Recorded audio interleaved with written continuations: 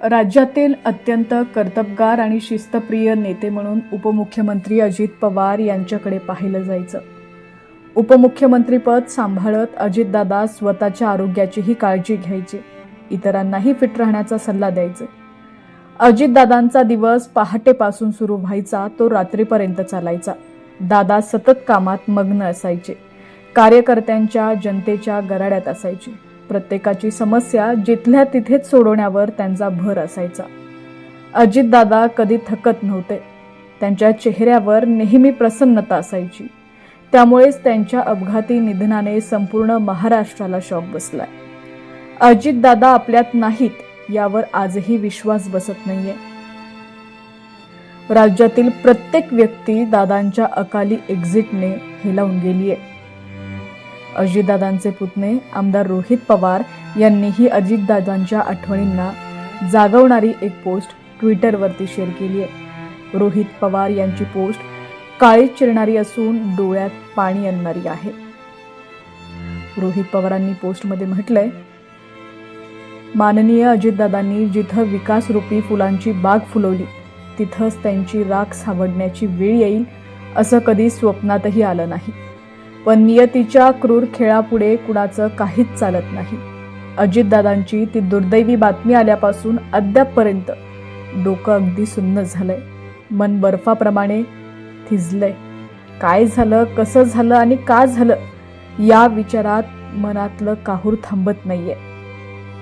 आपल्यात आत्तापर्यंत जे काही संभाषण झालं, चर्चा झाल्या, विशेषतः शेवटच्या काही दिवसांमध्ये झालेल्या भावनिक चर्चा, हे सगळं काही एखाद्या टेप रेकॉर्ड प्रमाणे सारखं सारखं कानात घुमतंय.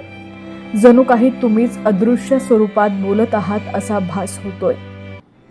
तुमची ती काम करण्याची शैली, प्रशासनावर पक्की मांड, राजकारणावर मजबूत कमांड, परखड स्वभाव, होला हो आणि नाहीला नाही न करता जे असेल ते स्पष्ट सांगून समोरच्या व्यक्तीसोबत राजकारण न खेळण्याची पद्धत, कामाचा झपाटा, वेळेचं काटेकोर नियोजन या सगळ्याचं आम्हाला अक्षरशः कौतुक आणि आश्चर्यही वाटायचं. सत्ता असो किंवा नसो, कायम तुमचा दरारा वाटायचा. आदरयुक्त भीती असायची.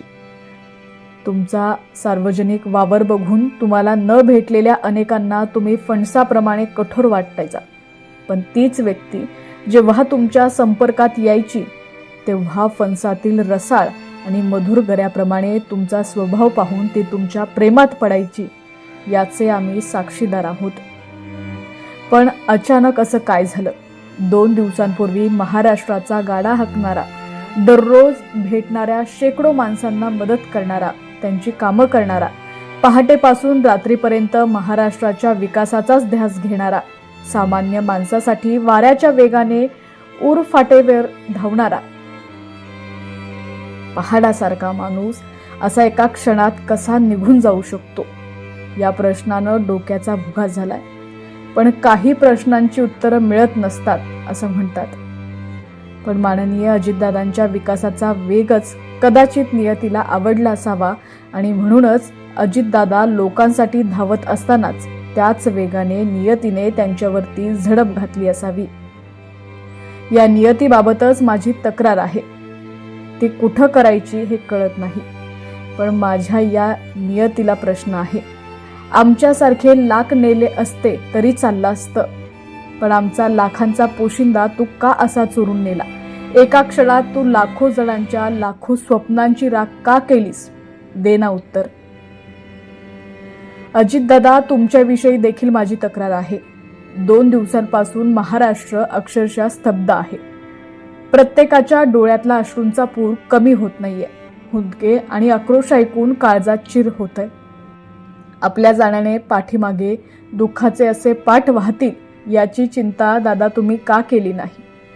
एरवी कुणी थोडं जरी चुकलं तर त्याला 4 चौघात झापणारे तुम्ही त्या नियतीलाही त्याच जापात विचारलं नाही का? खडसावलं नाही का?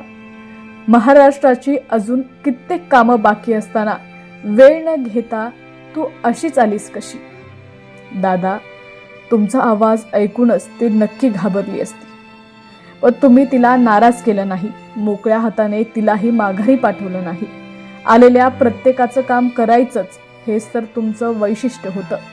पण 2 दिवसांपासून दुःखाच्या पुरात अखंड बुडालेला महाराष्ट्र पाहून आता नियतीलाही नक्कीच पश्चाताप होत असेल.